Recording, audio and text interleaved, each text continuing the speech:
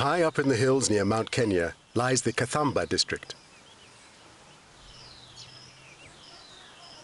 Although the community has fertile soil for farming, their remote location means that they lack a cheap and reliable energy source.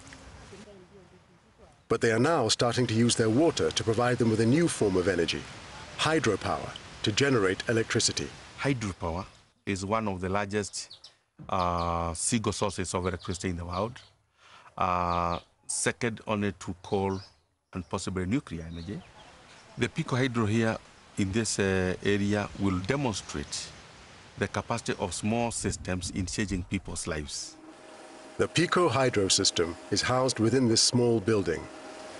Water from the stream comes down the hill and is pumped through to the generator. Inside the generator is a turbine, which is powered by the flow of water to produce electricity. This is then delivered by cables up through the hillsides into people's homes.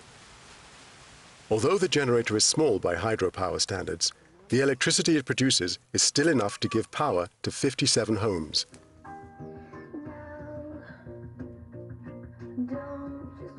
In the past, people in Kathamba relied on expensive zinc-based batteries for their radios and inefficient kerosene lamps for lighting. Naked wick lamp is highly polluting and very dangerous. In fact, a number of houses here have reported fires and accidents using kerosene. And by removing kerosene and introducing electricity, their lifestyles have changed. Grace Mabuti has lived in Kathamba all her life. During this time, she used kerosene lamps to light both her kitchen and her house, where her children would read and do their homework. I used to have a lot of problems in the past buying kerosene. And even now it's hard to find and expensive. But using electricity has made a huge difference to my life and that of my children. We no longer have these problems now that we use electricity. Not only was kerosene expensive and polluting, it ran out very quickly, which meant that parents had to prioritize use rather than for reading. A retired teacher and now a community leader, Nancy Mugo has noticed the difference that introducing electricity has made to the children here compared with those in the neighboring village. The major problem we have is studies. You know, I've been a teacher as I've retired. And in the school where I was, students come from this side and our side. And the last 3 years, there was a great difference because children here were able to study without problems. And so the best performers came from this side. The other side, you know, sometimes you have to force your child to stop studying because you have no kerosene. And so the homework is not done. So the major problem for us is the light to see, to light the home and the studies. Grace describes how her children have adapted to the new technology, preferring it to the old kerosene lamps.